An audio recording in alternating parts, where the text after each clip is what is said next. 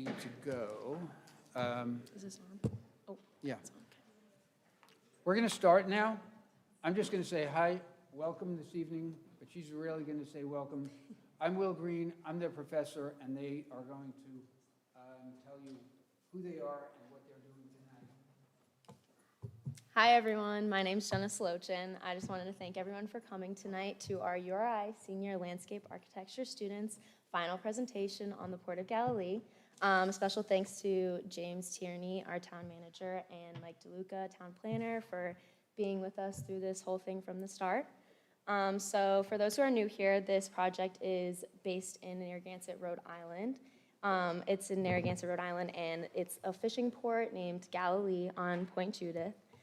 It's also known as the largest fishing fleet in Rhode Island, and it's the site of the Block Island Ferry, for those that didn't know. For this project, our class actually designed the Port of Galilee to bring balance between the people and the port. This is a picture we have here of the Port of Galilee itself. Some areas that we could see here, this is where the Block Island Ferry is. This is the escape road over here, commercial fishing area down here. And we have George's down here, which you can't see in this picture. And along with this entire road has strips of shops, restaurants, all that other stuff. Next up, I'm going to introduce our analysis group to briefly talk about our previous discoveries on the Port of Galilee. And we ask that you please hold your questions until the end so that we can get through our presentation. Thank you.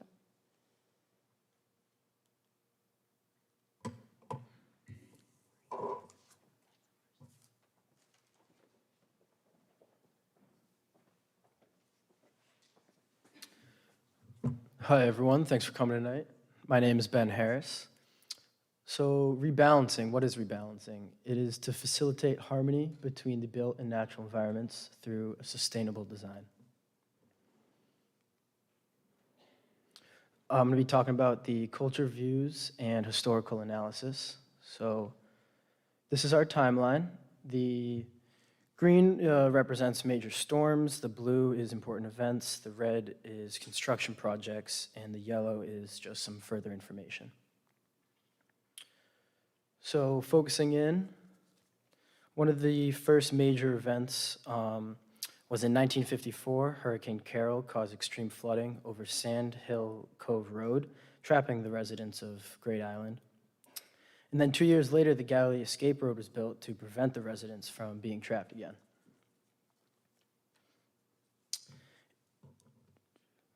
And then in 1920, the Army Corps of Engineers constructed a 3-mile-long breakwater in order to provide the ships safe harbor, as well as protect the breachway and port from storm surges.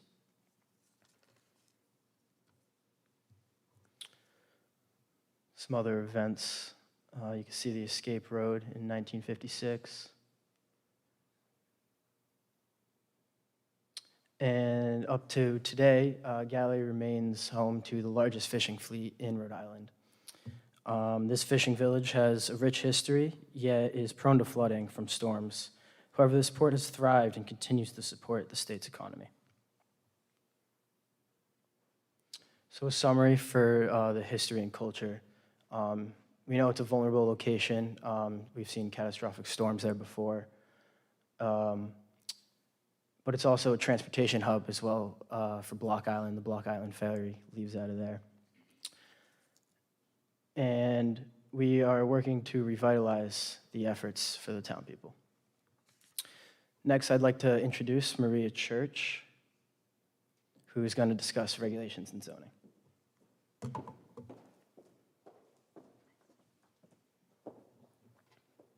Hi, my name is Maria Church. I'm talking about regulations and zoning.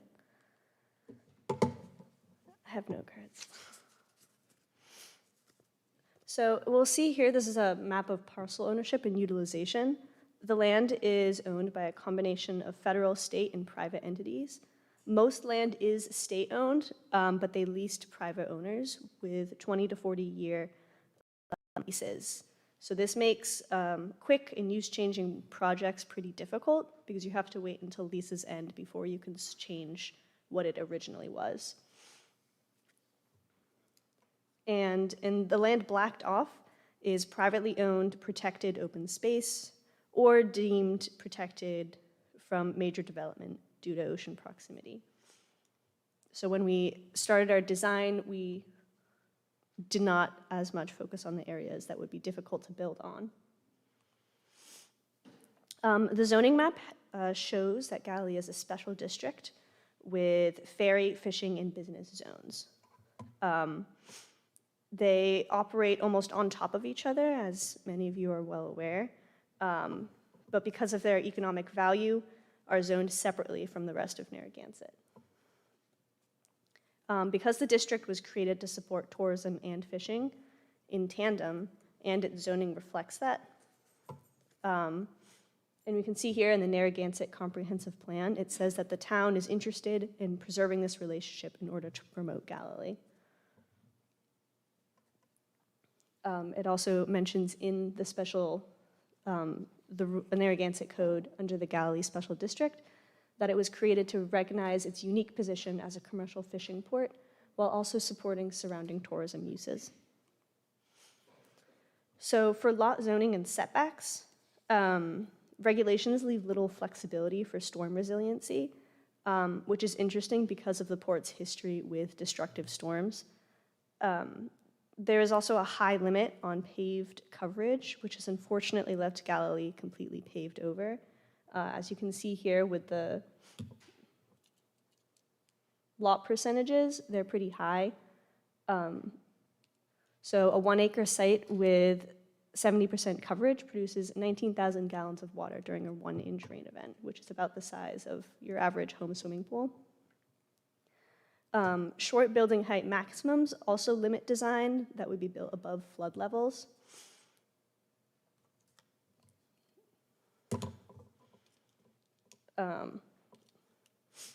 So you can see the heights here. They're not skyscrapers, obviously, and they're not single story, but when you're building flood resilient design, you need the bottom level to be able to be flooded, and you don't want to put a large portion of your design in there.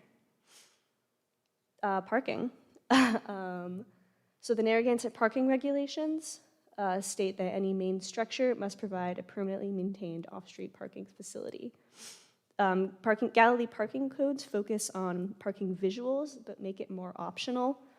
There is an effort pushing alternative modes of transport, like the bicycle requirements here, and also shared parking between businesses is encouraged.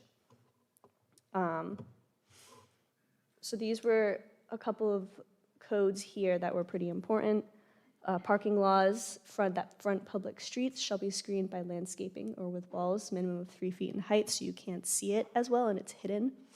That hasn't necessarily been followed. The interior of all paved parking areas within Galilee business zone shall be enhanced with planting islands. This is supposed to help with stormwater runoff. The mixed-use garage, where does this leave parking garages? So it's rather limited. They are not allowed to exceed 40 feet in height. And then recently, for the Lighthouse Inn redevelopment proposal that was submitted, it had proposed a 400-car parking deck. Regulations further limit bold designs. Stormwater runoff regulations, this is what it says in the code, and then in layman's terms, they do want to encourage green infrastructure and more naturalistic ways to deal with stormwater. Another stormwater runoff regulations, the important part I'd like to highlight in this is that they do encourage green infrastructure again. So in summary, Galilee is a special district whose regulations are specialized for its unique environment, like the fishing and the ferry and the business zone. But it also has the ability to change these conflicting jurisdictions between Narragansett and the Port of Galilee to suit its own needs because it's so unique. And at the moment, the current building codes and regulation are at odds with the threat of climate change. I'd like to introduce the next person, Andrew.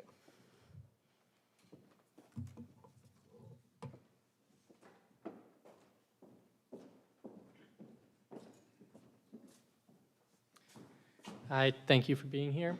My name is Andrew DiPetrillo, and I'm going to be presenting the natural environment. So I'm going to quickly just brush over the different landforms that we have here at the Port of Galilee. So in dark blue, we have the harbor, with the blue and yellow striped area being the channel coming in for the boats to come in and out of. In light blue, we have the cove, and then we have the marsh as well, right next to it in green, and then we have the beaches and sand dunes. So one big problem that we realized is that sea level rise is coming, it's real, and the elevations themselves in Galilee are pretty terrible. They're very low, no height, not much not many slopes are present there, so there's a lot of collection of water. So as you can see here, we have the current sea level in the top left, showing that all of Galilee is still safe. And based off NOAA, they do have a 7-foot sea level rise prediction in the bottom right corner of this diagram, as you can see. Almost the whole place is covered in water except a few of the houses and the storage facility that the fishermen use. So we did discover that something is going to have to be changed in the design process to help combat what is going on here. These are just a few photos that we took of the effects of high tides and the sea level rise.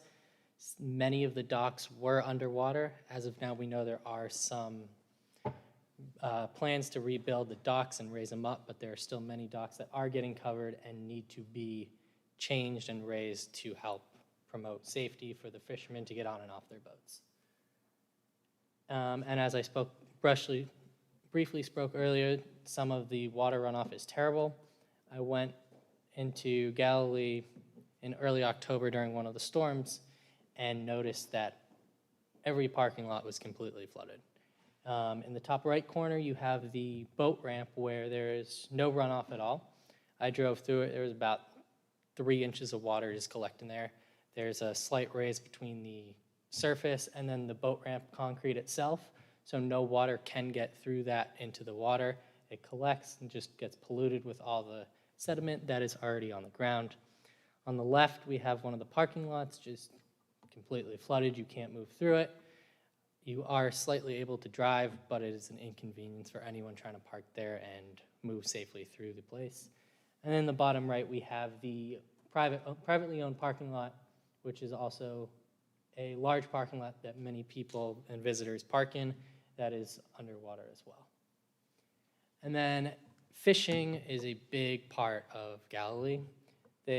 Rhode Island lands just about 44 million pounds of seafood, and it totals near at $71 million, where 70% of that is coming from Galilee. So fishing is a major part of the industry in Galilee, and we need to help focus and promote that safely in the environment. So a quick summary of the environment. There's a highly specialized salt marsh that has habitats a lot of sea life and creatures that is very beneficial for Galilee. There is a positive economic production from the fishing industry. Sea level rise is a major threat that needs to be attacked when designing a new plan for Galilee. There are currently a few filtration systems, but most of the drainage has nothing, so all the water that does get drained properly is just being released with any type of pollution into the ocean. And there is excessive runoff that collects and creates many hazards. At this time, I want to welcome up Hayden to talk about the built environment. At the end, we are. Thank you. Hi, everyone. I'm Hayden, and I'll be talking about the built environment.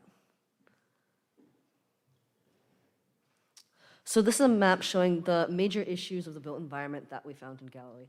The red exclamation points show some hazardous areas. One, the Lighthouse Inn, where there's a hazardous substance study going on.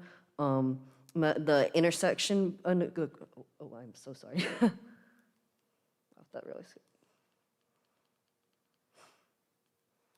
Nope, too far. my apologies.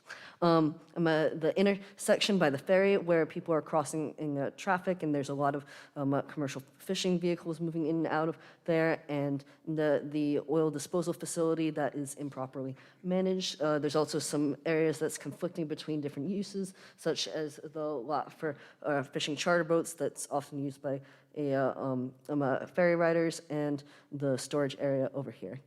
We found that there was confusing circulation in here and here by the one-way intersections, and there was not much amenities for pedestrians. The further you got from the Black Island Ferry crosswalk, where there was a few benches, it was pretty difficult to cross the street. The only other crosswalk was around the Escape Road intersection, and once you got further towards the beach and the boat ramp, it really felt unsafe to cross the street there.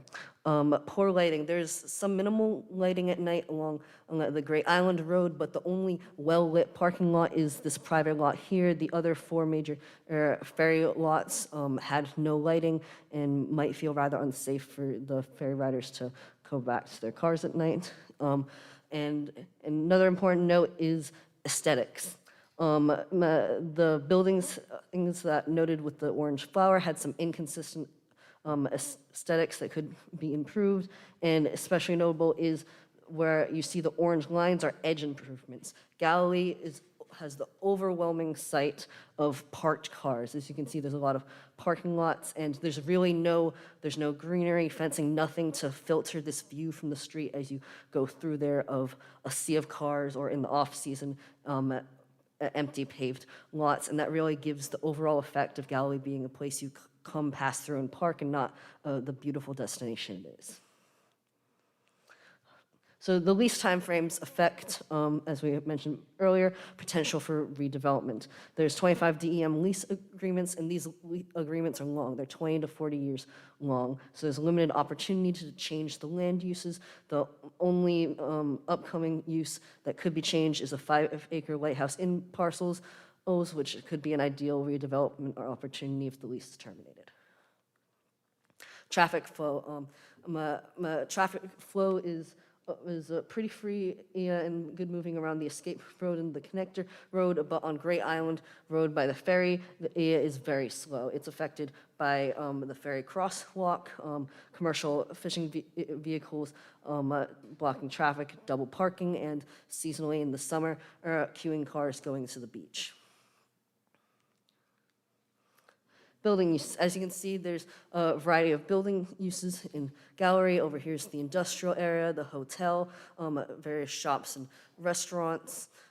But as you can see, the largest land use is surface parking lots. There's 23.75 acres of parking lots, and these large expanses of impervious surfaces, as you saw in the previous presentation, create drainage issues and ooze and compacted areas.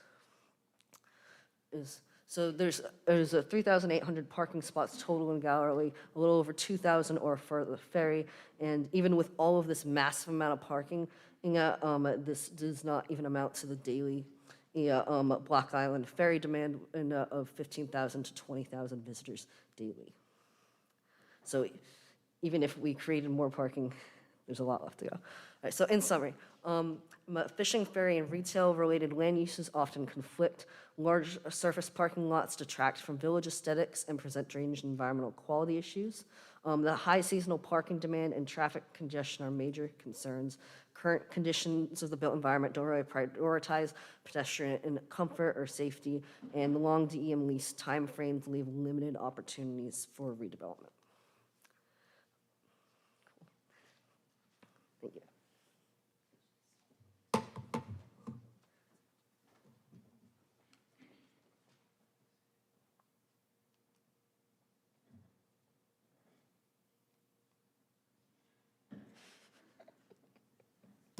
A little bit of more technical difficulties.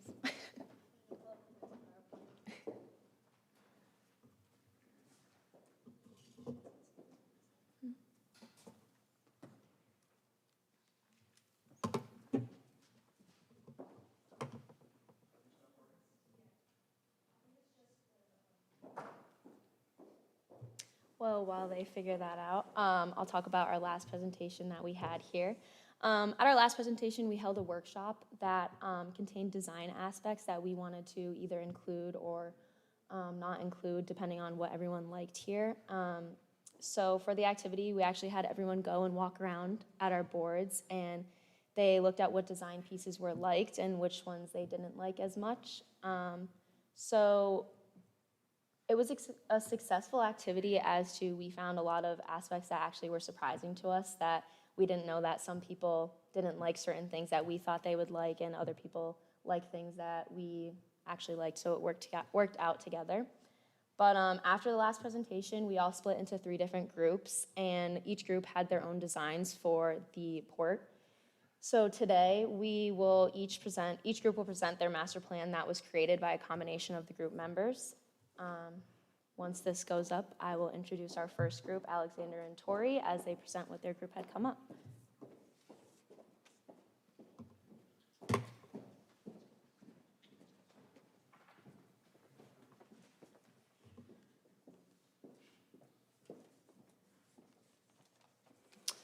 Hello, I'm Alexander Anderson. This is Tori Nelson. And we worked with Cameron Folgo and Ricky Chen to bring you our project called the Galilee Resilience Project. So what does resilience mean? It's the ability to withstand or to recover quickly from difficulties. So now we'll go through our project, the table of contents. So we'll start with our master plan. So for our project, our main design goals were focused around the future of Galilee and the people who interact with the port. We wanted to create a destination where people could come and enjoy the port and its community through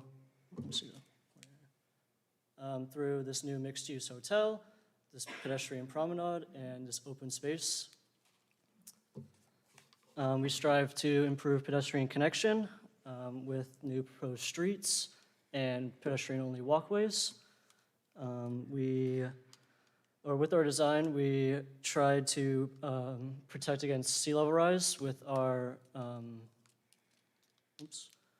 new raised promenade here that will protect the coast area.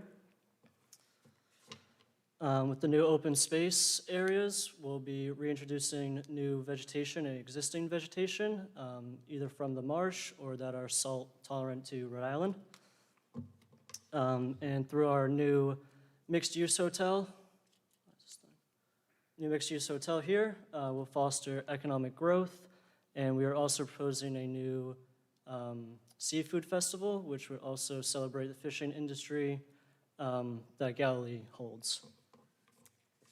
So another big influence in the design process was creating resilient elements within our design that could withstand and recover quickly from any difficult conditions, such as climate change that we are facing right now. As you can see, we also included a hydrodynamic separator in our design to clean stormwater runoff, a deployable wall to protect the hotel from flooding, a raised promenade walkway to protect the village from any flooding it may experience, and a living breakwater and shoreline to protect our coastal areas. So a big element in our design was pedestrian movement. So the 2 main elements we focused on was bike path, which you can see is the pink, and it connects the Fisherman Memorial State Park through Galilee all the way to Roger Wheeler State Beach. And then in blue is our pedestrian path, which connects the entire Galilee site.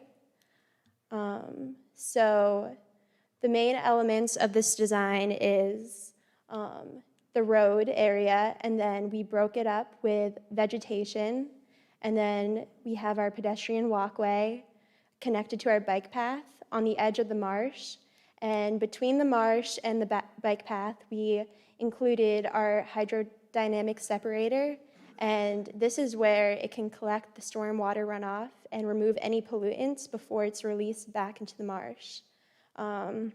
So our main goal with this was to provide better connection from Galilee to outside sites, enhance pedestrian circulation throughout Galilee, and provide a more sustainable, eco-friendly way of transportation throughout the site.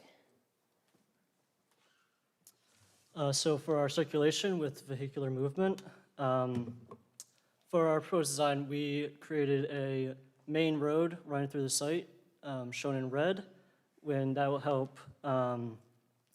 It runs from Galilee, the escape road, to Sand Hill Cove and connects on the connector road. We designed this to help alleviate the traffic flow in front of the Block Island Ferry Terminal and also allow for safer pedestrian vehicular movement. We have 2 new parking garages here that will house about 600 cars in there, and then we have other parking here, and then George's parking and some more parking by the mixed-use hotel. So roughly there's about 1,300 parking spaces. We have a new connection here with the new main road that allows for people to go left or right onto the escape road.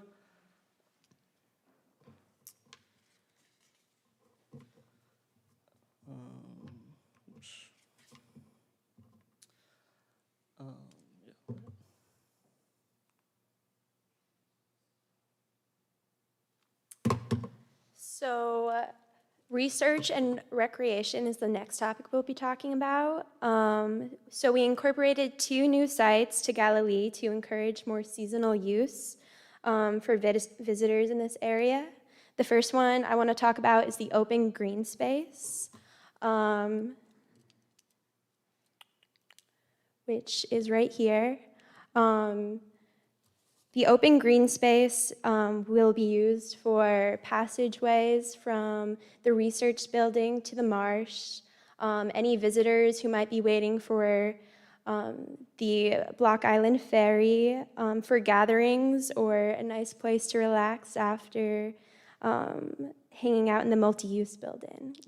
And then the second element is the proposed research building, which will hold opportunities such as could be housing for URI Bay Campus or for the DEM. And our goal in this is to focus on restoring the marsh and the dunes, clearing any invasive species that might be present in this area, and helping heal the site from any pollutants that might be there currently. So for the port side of our design, we are proposing a new equipment storage area here that will look like this. We'll have parking on the first floor, which would be floatable, and we'll have 3 floors of equipment storage, kind of like a mulch bay, like at a landscape, and it will house all the equipment that was here in the existing conditions. Here will be our proposed annual seafood festival, which would celebrate the history of Galilee as a port, also as a fishing industry.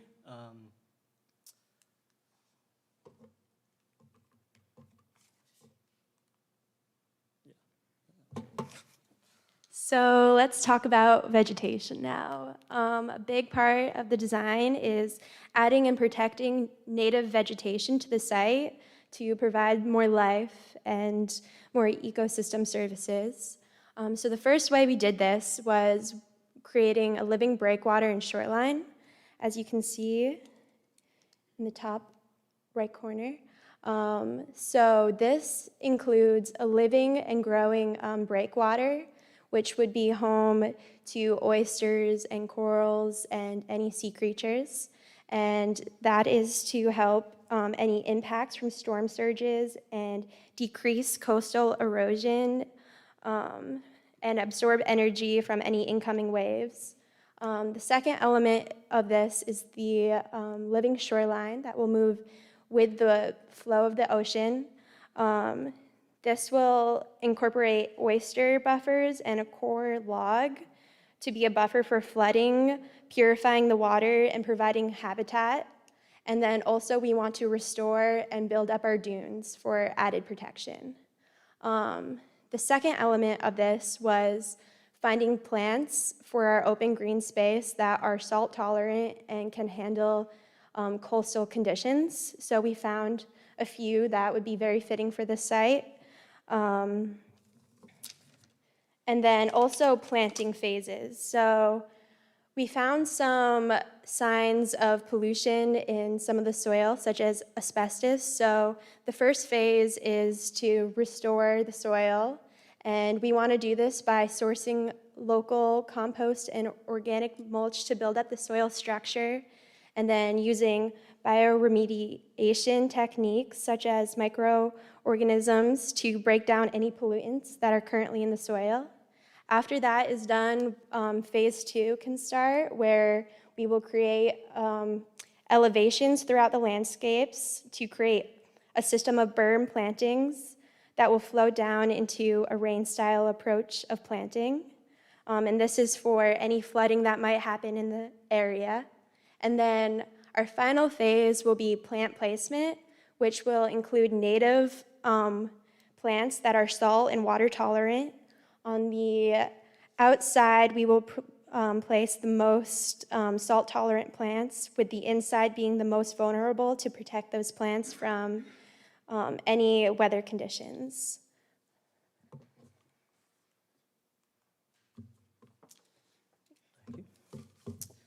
So in our new commercial district area, we are proposing the raised promenade here to protect against the sea level rise and flooding. We proposing that Great Island Road is pedestrian only to make it more of a walkable space, and the mixed-use hotel will have businesses that are just walkable right off the street, and they will have these deployable walls that will flip down during flooding and for sea level rise to protect those businesses on the first floor. And it will be 3 floors above that with hotel rooms. So the main part of this is that we moved the buildings from this area that we designed our new promenade in. The restaurant-based businesses and shops will be underneath the hotel as those restaurants like Champlin's and Buster Crab. And then our new processing area here will serve as the utility area or the processing area for like the Narragansett Bay Company and the more of the fishing processing companies.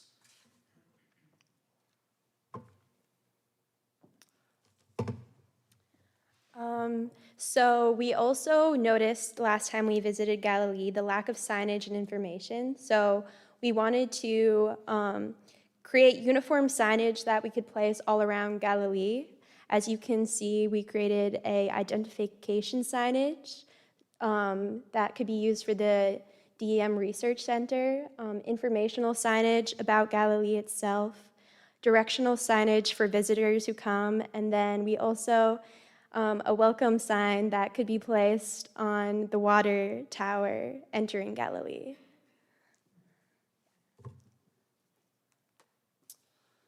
So just to wrap it up, so our project objectives were to create a destination. We did that through the hotel, marketplace, and the research center, and also the open space. We improved pedestrian connection, which was the bike path and the new pedestrian path network throughout the site.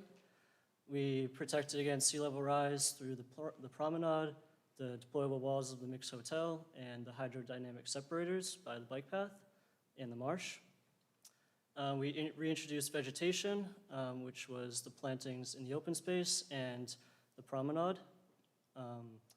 We fostered economic growth by increasing the quantity of attractions, such as the promenade and the mixed-use hotel, and easier parking with the new 2 parking garages. And to celebrate the fishing industry, we have the Galilee Seafood Festival that would be annual up in the parking lot. So thank you. Thank you.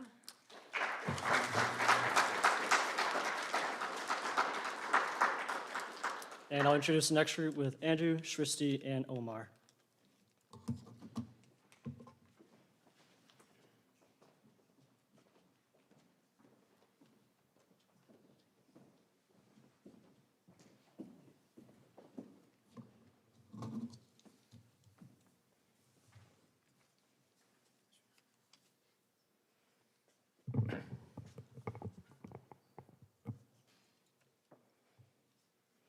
Hello everyone, my name is Srishti and this is our master plan.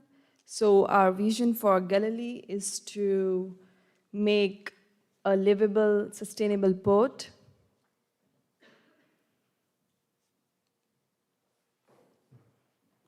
This is a 2D master plan. So our objective is for 2040. So we are balancing the 3P. We are promoting, we are preserving, and we are protecting.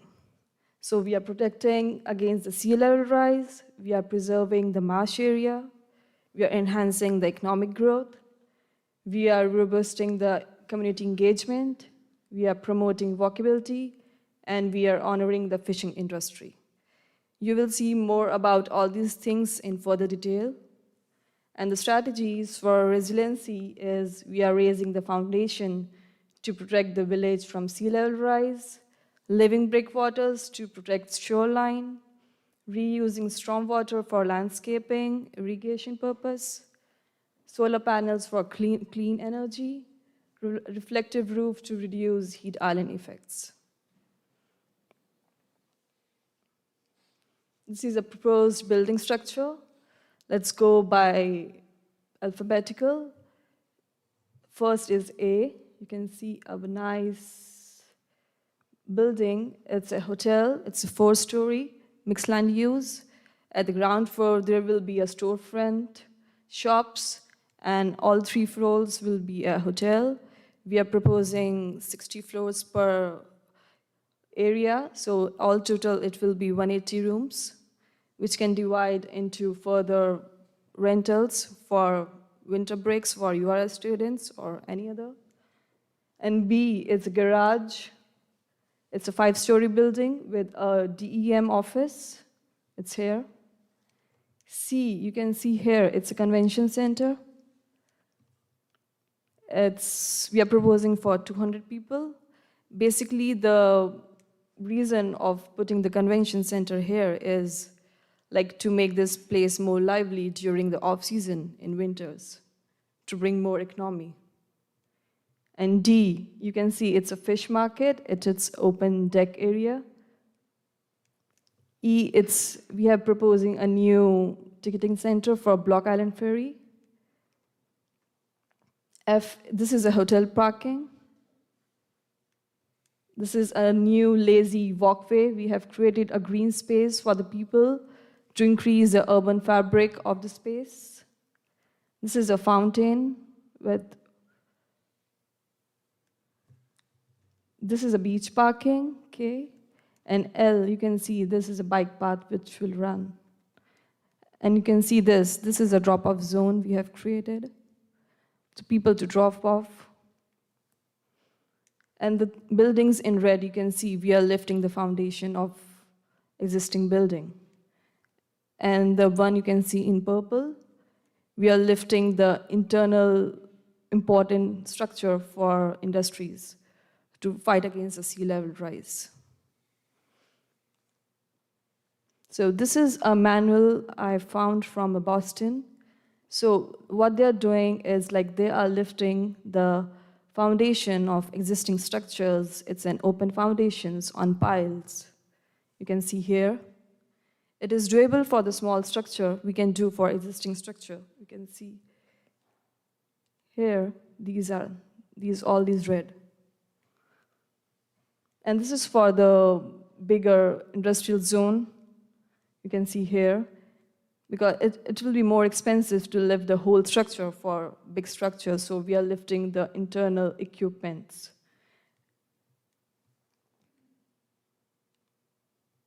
Let's talk about the circulations. So the big issue, as we have talked about in analysis, the red zone on the Great Island Road. So how can we address the circulation? So we have solved the problem by diverting all the traffic from Great Island Road to a connector road. Instead of taking a big loop like this, people will take a small loop like this. So let's talk about the heavy traffic, how the heavy traffic will move around the site. They will come from the escape road and they will drop off and they will take a big loop. And we have proposed a new road, a paved road, which is already exists. It's a dirt road, and they will escape from the escape road. And the cars who wants to go to the beach or they want to drop off, they will take the existing loop like this, and they will come like this. And the people who wants to go to the parking, they will not go to this road, this Great Island Road. They will come from Escape Road. They will drop off. They will do the parking in the garage or in the hotel. They will take a U-turn and they will escape. So in this way, we are anyhow reducing the traffic on this patch. So the location of the garage is like walkable distance to the beach and to the convention center. It's like 1/6 mile radius. So it's walkable. You can walk to the beach also and to extreme parts of the site. This is a 3D view we have created, how we have divided the section of the road. So the first layout will be for the truck. So at present, the width of the road is 40 feet. So we have divided 12 feet for the trucks and second lane for the car, for the drop-off. And we have done the buffer and 10 feet for the bike. And in between buffer, then 6 feet for pedestrian. This is the proposed sections for the Great Island Road. And then there's a raised platform to protect from the sea level rise. It's like 8 feet, and there's a nice steps. And then in continuous staggering building, it's a hotel and mixed land use. This is a proposed parking plan. So the one in green you see, it's a mixed land use parking. The one in yellow you see, it's a hotel parking. In pink, it's a beach parking. And the blue, it's existing boat launch parking. So the existing parking, it's 2, 3, 4, 5. These are the spaces we have redeveloped. So what we have took out, 400 parking from the DEM, 5 parking spots from the private land, 400 parking, street parking, and 250 and 340 from the spot A and spot B. These were the existing numbers. And what we have proposed, so the garage, it will have 450 parking with the 5 stories, total 2100. Hotel parking with the 30 to 40, this space will be the parking for hotel, and it's spot A and spot B, it's like 300 parking. So in total, we are increasing 30% parking space. These are the all calculation. If you're removing one place to another, we have the numbers. This is a proposal for the parking space at the backside of the hotel. So we have proposed it's sustainable parking. So the strategies for sustainable parking are stormwater management practice, which will be done through the islands you can see, and the biosphere here, the vegetations, sustainable paving materials, energy efficient lighting. As Hayden has already talked, like there is no lighting in this area, so it's a matter of security. Safe pedestrian circulation all around the parking. So 20% of accidents occur because we lack pedestrian access in the parking space. Enhancing the local community character by making it green. It's like we are redefining the edges. It's not just the parking. We are minimizing the heat island effect because of the less black area. This is example of innovation parking garage. You can see with the green facade, a rooftop recreational space, and the mural, and the different staircase acting as a deck area. We can see the view of the marsh and the sea. This is the drop-off zone. You can see we have proposed in front of the ticketing center. This is interesting waiting area in front of the new proposal of waiting area. You can see how the curves moves, which creates different places to sit and waiting. So this is a view of the solar panel canopy, provide green energy for charging. While waiting, they can charge their gadgets and they can sit.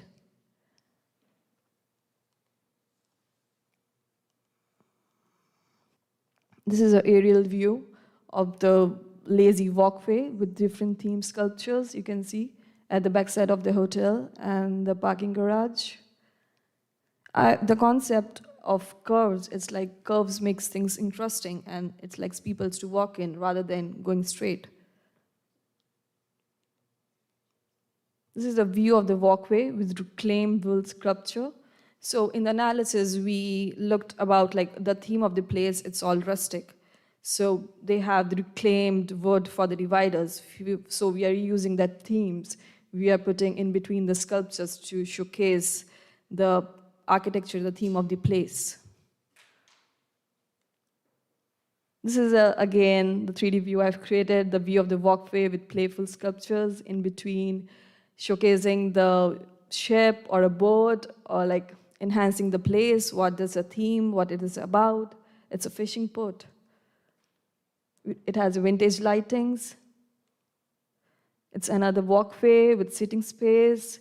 And most of the spaces is facing south, so you can get a maximum sun or winter sun. You can enjoy outside.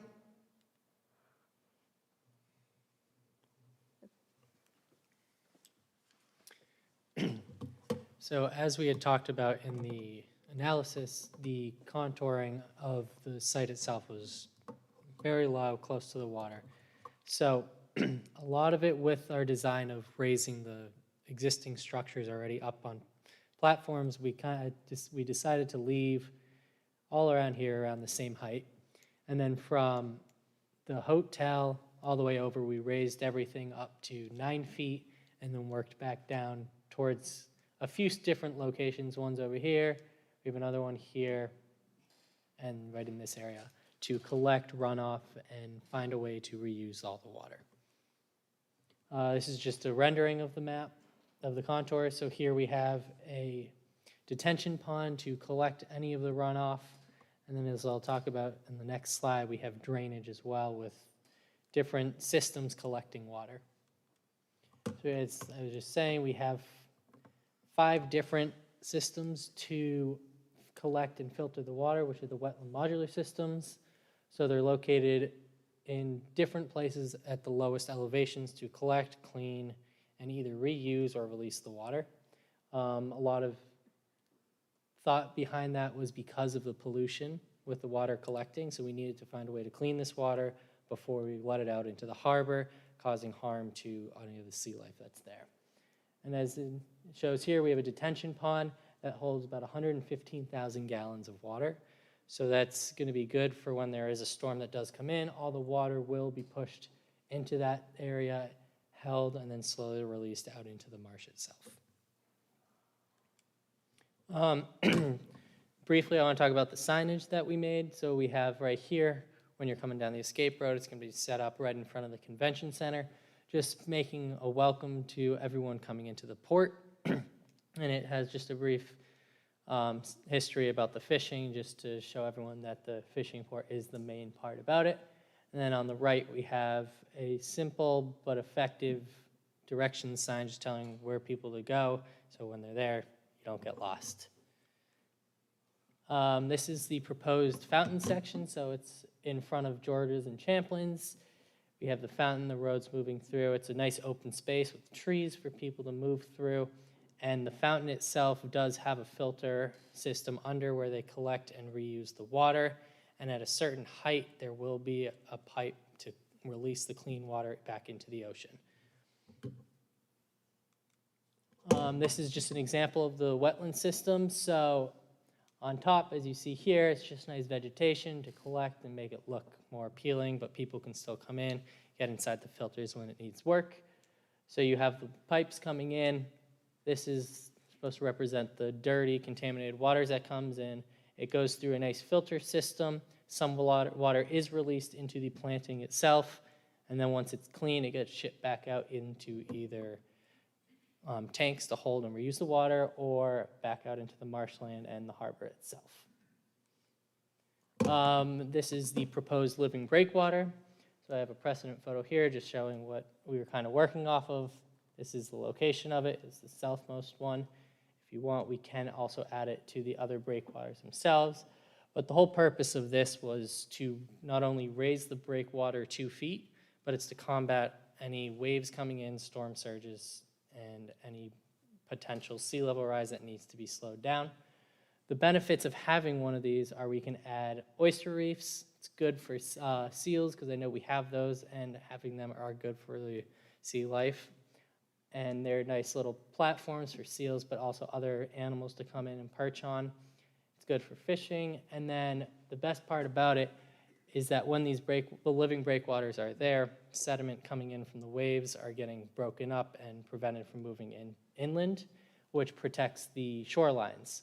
Protecting the shorelines will minimize erosion, beaches expand, so when the storm surges do come, there's more land or more beach for the waves to hit before they start going through, hitting all the houses and other properties as well.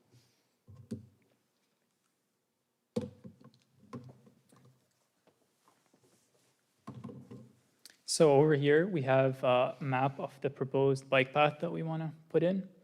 And you can see that it loops around. And Shristi sort of talked about the circulation of the bike path already. But here's just some of our images that we sort of got the idea from. And we also proposed 2 paths that go through the site. They're not swerving or anything, they're straight paths. And so we're going to look at path A first. So in path A, this is a path that consists of old-fashioned site amenities, and it also has a fishing port-themed sculpture in the back, which is sort of a symbol of an ocean. So that's the symbol right there.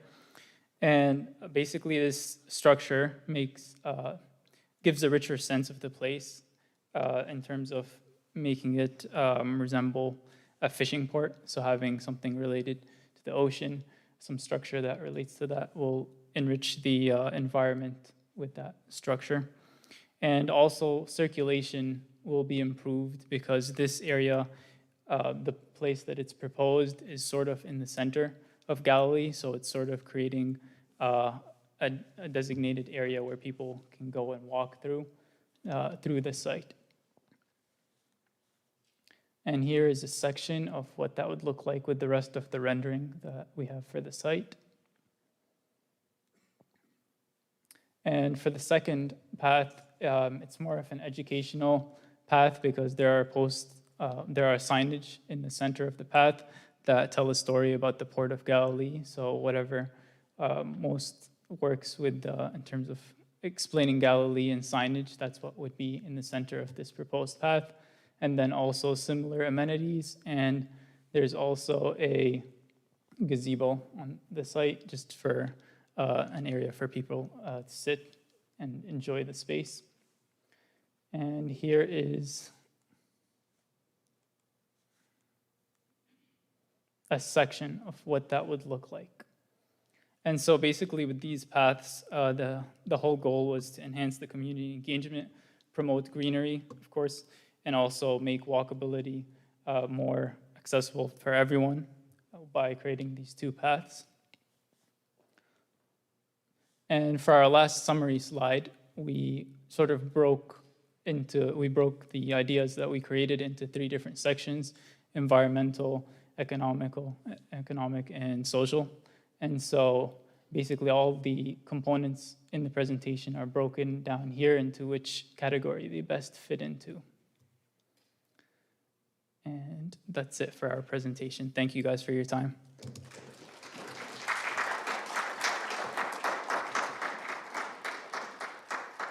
I think that was it.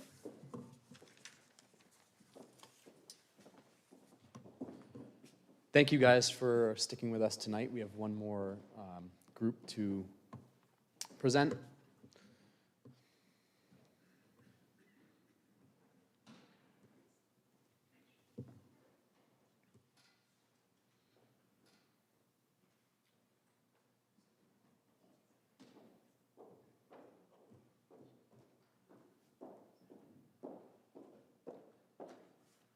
I'm Seth Boyce. You've already met Maria, and we completed this project with Jenna, Ben, Hayden, Cirillo, Warren. This is our presentation of the Port of Galilee. So we went in with 4 main goals, which is to resolve urban issues through nature. We want to reconnect residents with the town's fishing routes. We want to renew and protect existing attributes, and also rebuild sustainably. So this is our table of contents. We're going to start to show you with our master plan, and we'll move on to the circulation map and the stormwater map. And then these next pieces are our areas that we redesigned. So the marsh and boardwalk, the promenade, fish market, transit hub, pollinator garden, and then a last slide of signage and wayfinding. So as you can see here, one of the we wanted to build off the existing fish relationship between the locals and fishermen here in this section with the fish market. We also wanted to take advantage of parking with solar, add a central promenade here, and a pollinator garden. We also were looking very heavily at the marsh area, which is a really great opportunity locally. And then our whole design is centered more around this center on the promenade, a multi-use development. We also have a bike and transit hub and some dune restoration here in the southern section. So talking about circulation, one of the biggest changes that we wanted to make was connecting the connector road to the Galilee Escape Road. This is an already connecting dirt road there, and we wanted to create this two-way that connects Sand Hill Cove Road and the Galilee Escape Road, as well as diverting traffic instead of bringing it all the way through town, bringing it on along this access and giving it access to the parking garage that we're proposing, as well as a lot of the major features, and not crowding the downtown streets. We also wanted to extend this road as for service to the fishing industry and allow them to work more freely, separate from more of the tourists. So we also have created a stormwater system. So the goals were to collect stormwater from the 6 acres of impervious services, including the promenade, the hotel, and multi-use parking garage. It's a 4-part system. So runoff will be collected through a series of catch basins, rooftop collection right here, and overflow from on-site treatment methods, which is our proposed plantings along the road. So any water that is not collected by these green patches here will flow down through the promenade, which is it's designed to, and will be treated in these 3 ponds here. These 2 are vegetated treatment systems, and this is a braided river system. The intention of this is to clean the water before it's filtered out into the marsh. So piped water will enter one of 2 sediment forebays combined with wetland ponds, and then water from the pools will flow through vegetated riverine system before outfalling to the marsh. And runoff water will be filtered through a wet vegetated treatment system between the Galilee Connector Road and the salt marsh. So for marsh rehabilitation, we have a whole section on this because it's a really interesting and really valuable feature to the port. So it is about 125 acres of tidal marsh owned and managed by the Rhode Island DEM. And it is designated an important area by the Rhode Island Audubon Society. So our future development proposals, I can't really see. The promenade developers will construct a marsh boardwalk and contribute funds toward the next phase of research and restoration as a requirement of site improvement. The developers will also contribute funds towards tidal gate improvements, constructing runnels as well. And should the Rhode Island Department, the RIDEM, determine that managing Phragmites with herbicide is a good best practice, in addition to mitigating its spread. Phragmites is an invasive species that's currently sort of overrun the marsh, although not as bad as it used to. Then the promenade developers should commit to upkeeping the treatment of Phragmites as part of the maintenance agreement. Efforts should be made to bring the public to the marsh in a safe, non-invasive manner to educate and inspire.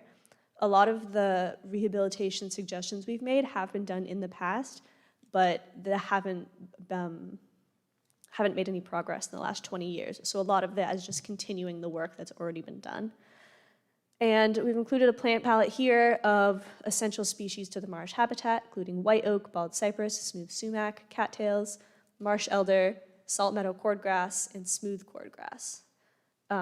All these plants are salt tolerant, wet loving, and part of the living shoreline, and all of them are ecologically critical. So here's a few pictures of the redesign of the marsh. It's intended to be as non-invasive as possible. So the boardwalk loops around the sediment forebays and the shallow wetland ponds that make up the stormwater management system. And this will bring the public closer to views of emergent vegetation and protected bird species, and also this really undervalued resource.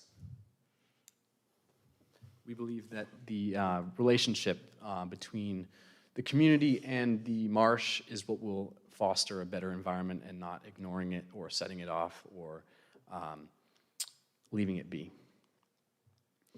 Now into the fun graphics. We have a central promenade that connects downtown Galilee, terminates on one side with the ferry and on the other side with the marsh boardwalk.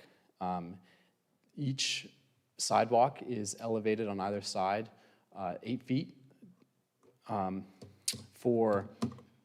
to allow, as you see in this graphic here, flooding to occur, as it will, because we know it does, and protect businesses on either side, as well as pedestrian passageways, and allow the water a place to go, and also protect everything else.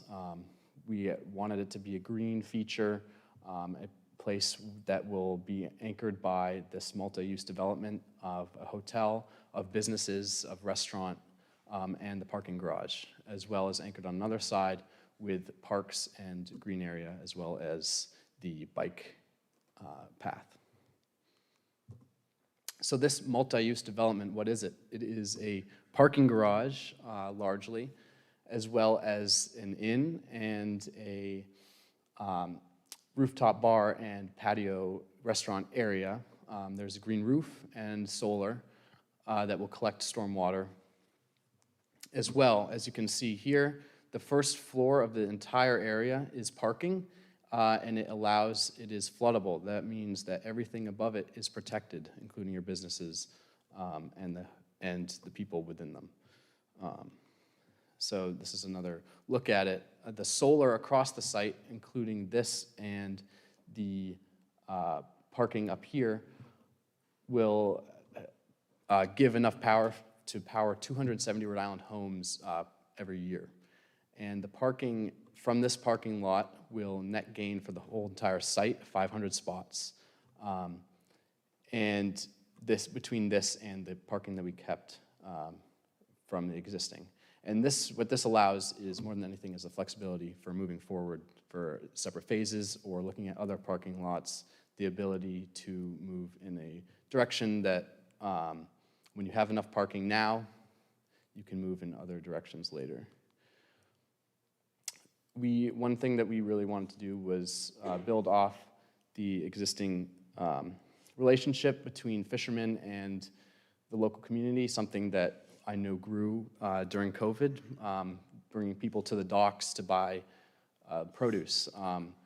And one thing we know is that this area would be a great opportunity to build off that with a fish market, with a cafe that we knew once existed and was popular, as well as bait and tackle. So we want to appreciate the fishing industry. We know that the fishing industry in Rhode Island has an economic output of about $400 million, supports over 4,000 jobs in the state. It brings in 80 million pounds of wild-caught fish, but we know that even so, most of the fish caught here in Rhode Island is exported, and most of the fish consumed in Rhode Island is actually imported. So trying to increase and better our food systems is something that we feel is really important. We know that buying local means that the seafood is higher quality, and it means that it's easily traceable and held to high standards because it's happening by our fishermen. So buy local seafood, appreciate our local fishermen, lower your carbon footprint, and grow our local economy.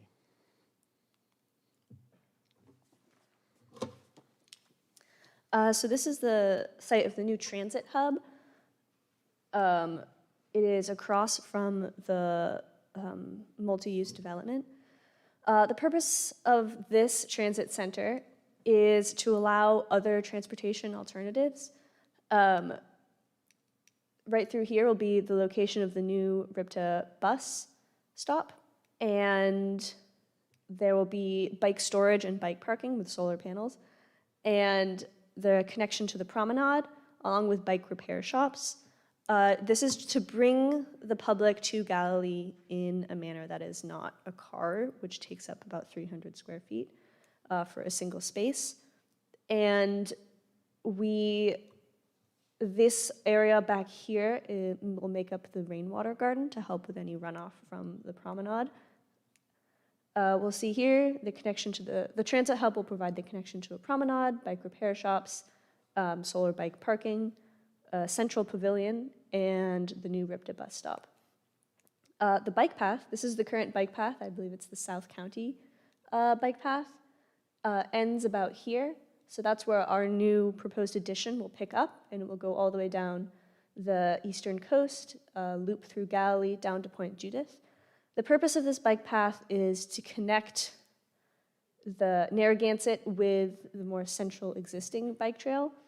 It will connect sites of significance, such as the towers, Narragansett Beach, and the Port of Galilee. It will have a scenic and educational experience for both tourists and residents. This is our proposed pollinator garden. I don't know if any of you know of that very confusing intersection at the bottom of Galilee, right by George's, which is currently being used for parking. Inside, we will create a pollinator-friendly plantings, along with the redesigned traffic circle. There will be pedestrian pathways to the beach, along with a separate bike pathway with bike racks.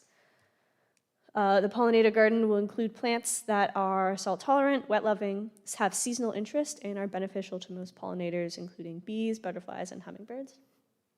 And the new streetscape of Galilee is intended to prioritize pedestrians and alternative modes of transportation without cutting cars out completely. There'll be wider sidewalks, parking lanes, car lanes through here for the one-way traffic, bike lanes, and Storm Tree, which is a local Rhode Island business that, a design that connects street trees through underground locations. So stormwater will flow through here, and since all of the area underneath the trees are connected, it absorbs stormwater runoff. So it's a total half an acre of green space, all designed to treat stormwater and will reduce flooding from future serious storm events. Here are some graphics for stormwater infiltration and how it works. It uses a combination of vegetated runoff systems, catch basins, rooftop collection, and on-site treatment methods. The intention is to naturally treat the water for pollutants before it collects in the marsh. We know that, as we saw in Galilee, it might not be the lack of signage, but an overabundance of confusing signs. And we would like to tackle that with a set of wayfinding that is consistent and helpful for everybody, as well as provide a branding for Galilee. It's a great spot that we certainly came to love as working with it, and we would like to sell it as a great place for both the locals and for tourists. So what are our takeaways after doing this project? We felt that we wanted to create a sense of place and community in Galilee through design. We wanted to manage an effective stormwater system concurrently with new development. And also, since it's such a small area, we'll use multi-use developments that appeal to all users' needs. Thank you.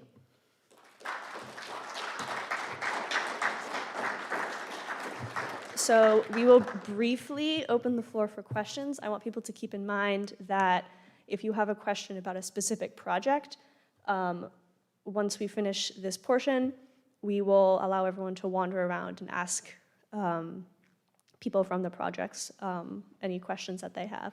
So if you have any questions about our design process or the analysis or our experiences working on this, we'll take a couple right now. Thank you. Yes.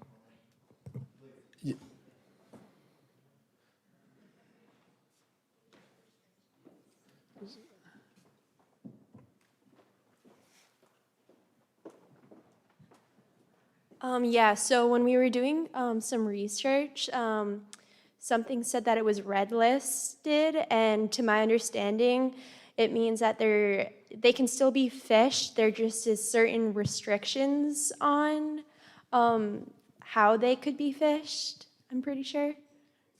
Yeah, so how they're fished, the amounts that are allowed to be taken in, and it's more restrictions towards the commercials so they don't just go through and wipe out the population. Yeah, none of that's accurate, but the red listing, and I don't mean to be critical. No. It's true, it's factual. Number one, it shouldn't have been on there in the first place. So the red listing was put in place by an ENGO that foresees fixed gear interacting with whales, mammals. It was a notation put in place by an ENGO and unfactually started to sell that as a way to eliminate up and down lines or buoy lines in the ocean. It's nothing that was done or put in place by National Marine Fisheries Service and NOAA.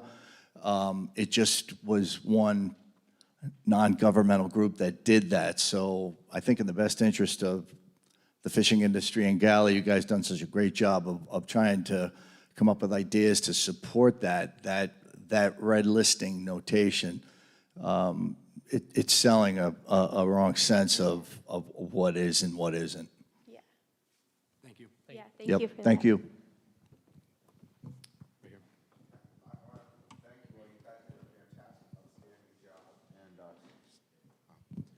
Thank you very much. You guys did a wonderful job.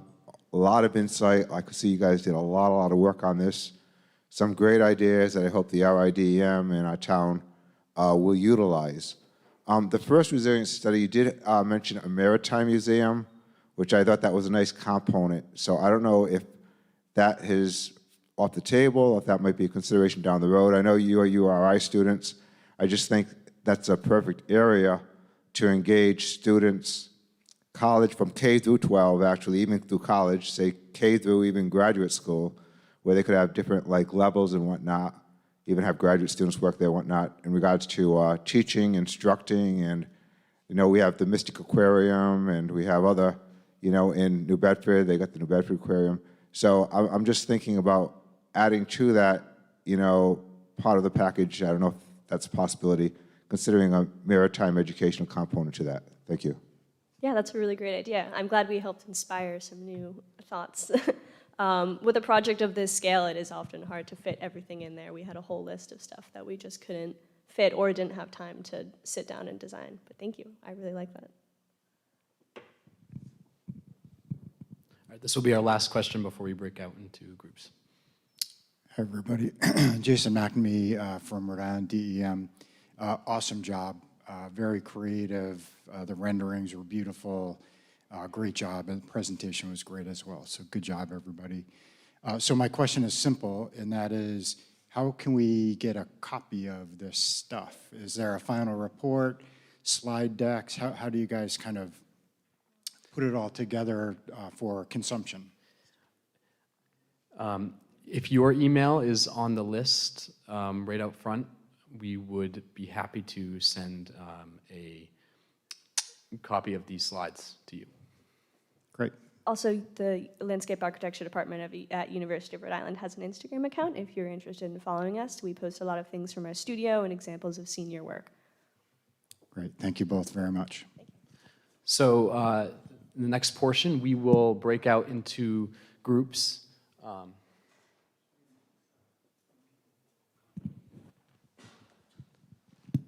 And then we'll close at the end. Okay, so before we are by our boards, we're going to have a word from Mike and James.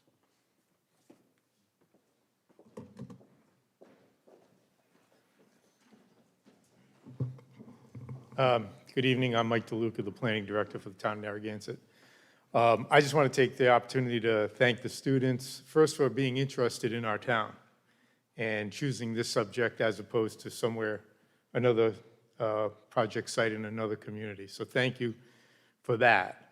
I also want to say, as a town planner, that I really appreciate the holistic view that you took, the environmental, the social, the numerous users that are involved in Galilee, and you really hit the ball out of the park with that you actually gave some time to look into the history so that you knew the context within which you were working.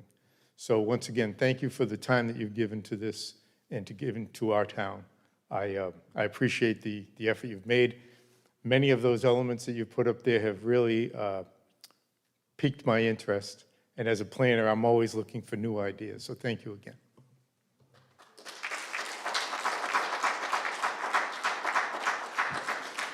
I'll be brief. I was also very impressed by the presentation by the crew from URI and Dr. Green. Gives me great faith in the educational system up at URI to see what you guys are capable of. It's been a while since I've been in college. Thank you. And also, I'd like to thank the people in the town that came. This is one of the things that's great about this town. People in the town participate, and that's what it's all about. This is a very scholarly, well-done scholarly project presented for options for everyone to consider, and everyone will take a little bit from it. And I'm very glad that representatives from DEM are here, and our fishing industry, which is so valued in this town. It's such a big part of the community and the economy and the families that live here. And they have a lot to say, and we should listen to them as well in this process because they have a big stake in this. And also like to thank the members of the council who were able to attend this evening as well. It's been of great interest to them as this project has moved along. And thank you all.